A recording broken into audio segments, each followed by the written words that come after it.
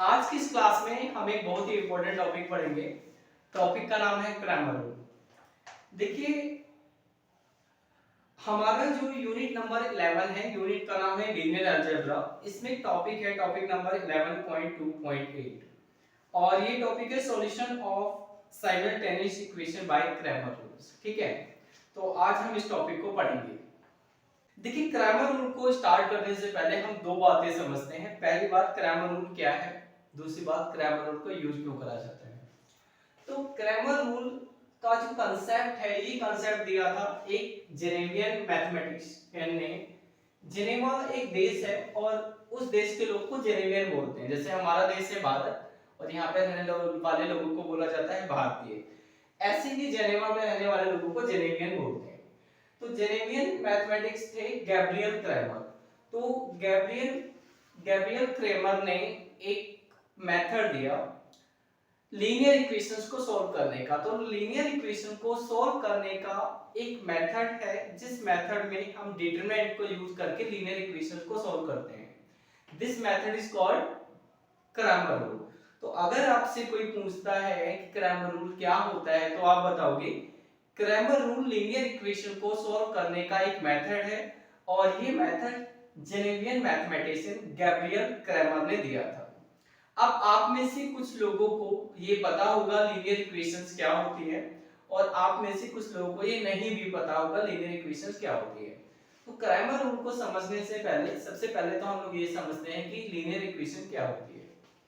देखिए, जैसे ये इक्वेशन है, आपने इस तरह की इक्वेशंस देखी होंगी।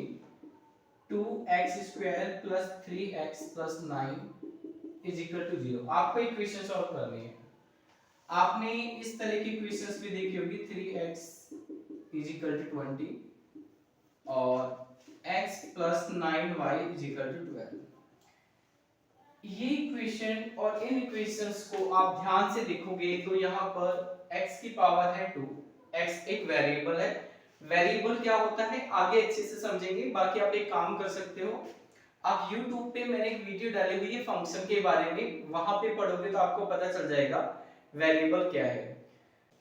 अब देखिए, ये जो इक्वेशन है, यहाँ पर x वेरिएबल है, x के ऊपर पावर 2 है।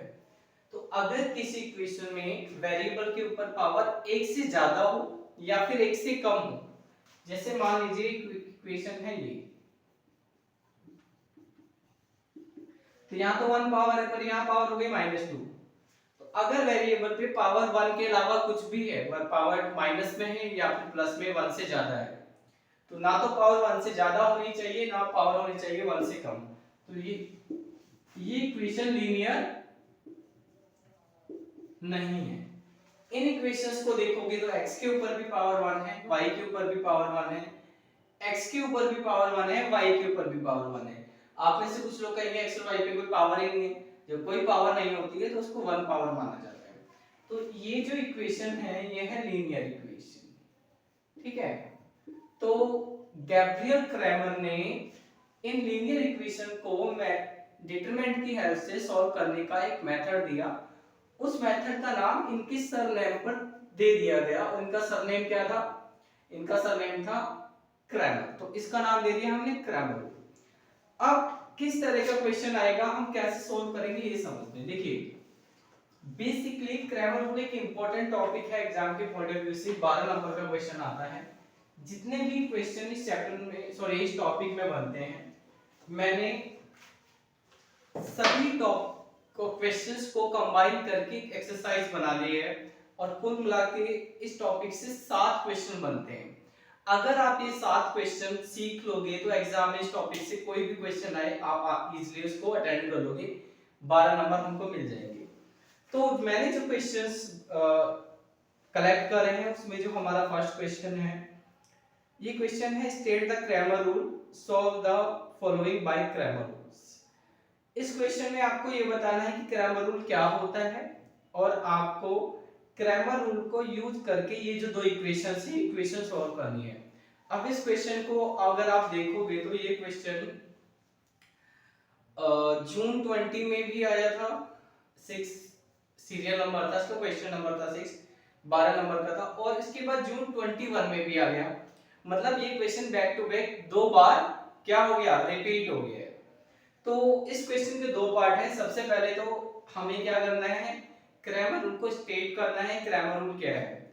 तो क्रैमर रूल अब सीधा सीधा सा मैंने बता दिया था। Cramer rule is a method to solve the system of linear equation using determinant given by Gabriel Cramer. ये डेफिनेशन आप लिख दोगे। इसके बाद हम इस क्वेश्चन को सॉल्व करते हैं। तो आप इस क्वेश्चन को जब सॉल्व करोगे, आपको सबसे पहले लिखना है जो इक्वेशंस दी हैं गिवन, और ये है हमारा क्वेश्चन नंबर 1।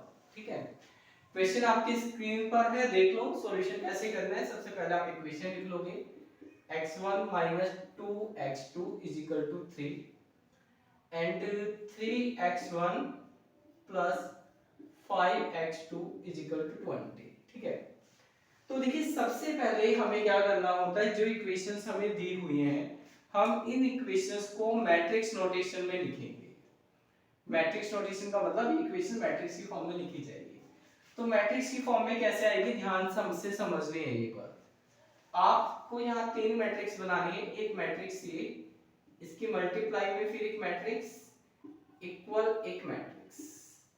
अब फर्स्ट मैट्रिक्स में क्या आएगा, आप यहां लिख लेना इससे पहले मैट्रिक्स नोटेशन।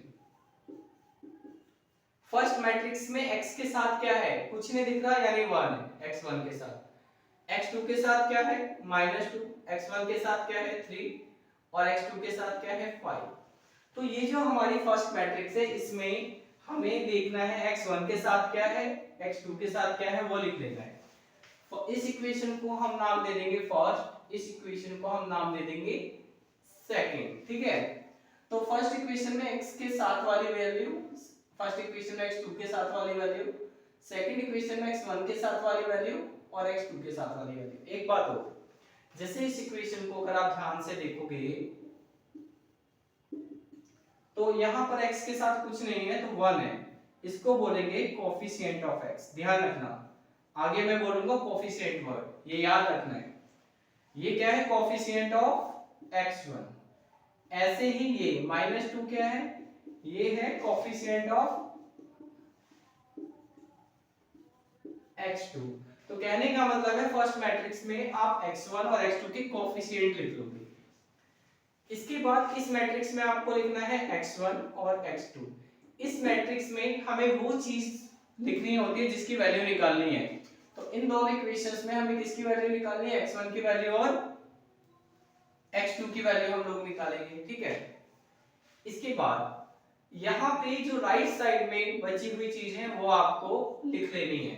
तो ये हो गया है मैट्रिक्स नोटेशन। ठीक है, अब देखिए एक चीज और है यहाँ पर, ये जो हमारे पास मैट्रिक्स है, ये मैट्रिक्स, इस मैट्रिक्स को हम A नाम देंगे, इस मैट्रिक्स को X नाम देंगे, इस मैट्रिक्स को हम B नाम दे देंगे और यहाँ लिख लेंगे where A is equal to 1 -2 3 5, B is equal to 3 20, sorry पहले X लिख लेता हूँ, x1 x2 and B matrix है आपकी 3 and 20। ठीक है, एक और बात है, देखिए मैं आपके नॉलेज के लिए बता रहा हूँ, हमने इन दोनों इक्वेशन से ये लिखा। क्वेश्चन ये होता है क्या ऐसे हम लिख भी सकते हैं या आपने सर अपनी मर्जी से लिख दिया, नहीं हम ऐसा लिख सकते हैं। कैसे लिख सकते हैं समझते हैं। देखिए ये जो मैं अब आपको बताने जा रहा हूँ ये जस्ट रफ वर्क है, आपको एग्जाम में नहीं लिखना है, ये मैं आपको आपके नॉलेज के लिए बता रहा हूँ।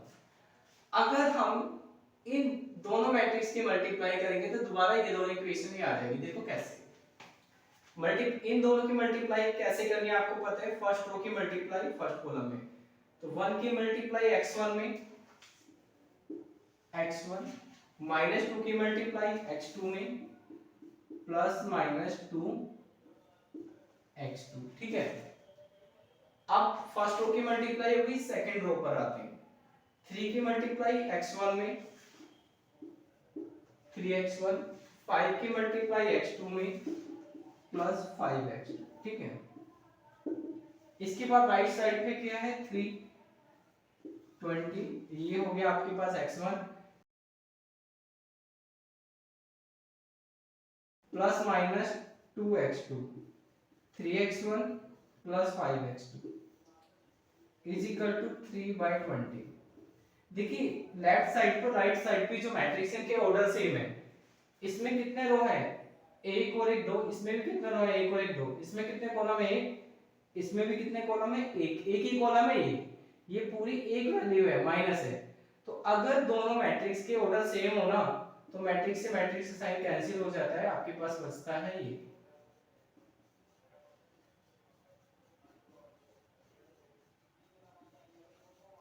तो कहने का मतलब ये है कि इन इक्वेशंस को हम ऐसे लिख सकते हैं। क्यों लिख सकते हैं, क्योंकि इनकी मल्टीप्लाई करने पर दोबारा ये इक्वेशन आ जाती है। ये बात मैंने आपको समझाई आपकी नॉलेज के लिए, बट आपको एग्जाम में नहीं लिखना है। आपको एग्जाम में ये इक्वेशन लिखनी है, फिर इनकी मैट्रिक्स नोटेशन, फिर बताना है ये a है, ये x है और ये b है, फिर इनका नाम लिख देना है। अब हम लोगों को क्या करना है, आगे चलते हैं।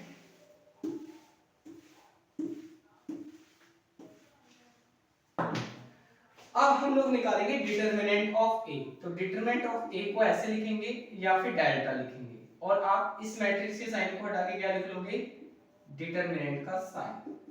इनको कैसे कैलकुलेट करेंगे, इन दोनों की मल्टीप्लाई माइनस इन दोनों की मल्टीप्लाई, ये हो गया आपके पास 11। इसके बाद ये हमारा था डिटरमिनेंट ऑफ ए और डेल्टा। अब हम निकालेंगे डेल्टा 1।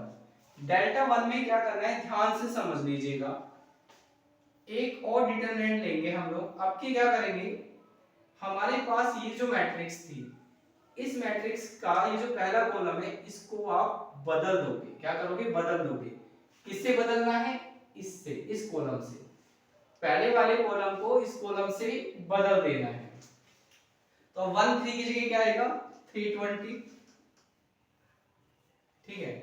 और ये वाला कॉलम ऐसे ही रहेगा -2 और 5। इनको सॉल्व करेंगे, इन दोनों की मल्टीप्लाई,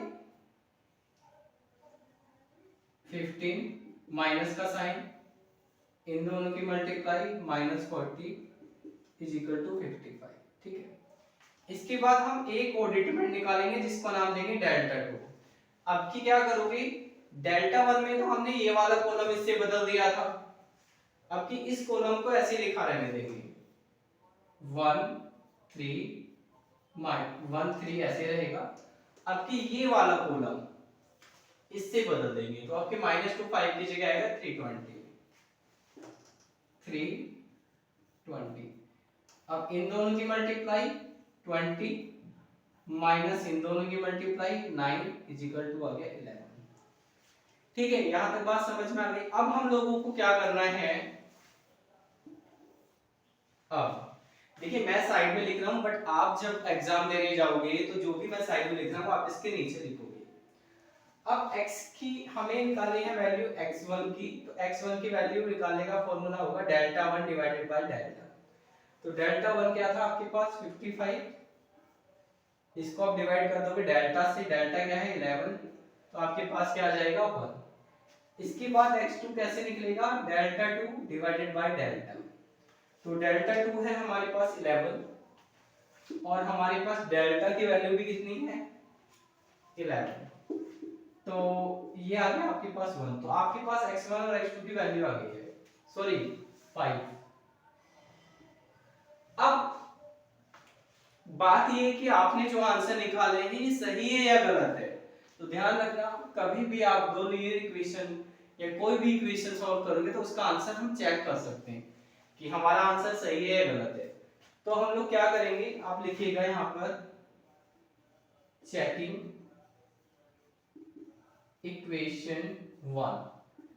इक्वेशन 1 कैसे चेक करोगे, आप इसकी लेफ्ट हैंड साइड ले लो, x1 -2 x2, और इसमें क्या करना है x1 x2 की वो वैल्यू पुट कर दो जो आपने निकाली है। तो आपने x1 की वैल्यू निकाली है 5, x2 की वैल्यू निकाली है 1, तो 5 - 2 इज इक्वल टू आ गया 3। अब ये राइट हैंड साइड के इक्वल होना चाहिए, यस ये राइट हैंड साइड के इक्वल है। तो अगर आप लेफ्ट साइड में वैल्यू पुट करो राइट के इक्वल आ गई, इसका मतलब आपने जो सॉल्यूशन निकाला है वो सॉल्यूशन है ठीक। तो ये हमारा फर्स्ट क्वेश्चन हो गया है। अब हम बात करते हैं सेकंड क्वेश्चन की। तो सेकंड क्वेश्चन आप पहले रीड कर लीजिए, क्वेश्चन आपकी स्क्रीन पर है। और ये जो क्वेश्चन आपकी स्क्रीन पर है, ये क्वेश्चन आया था 2010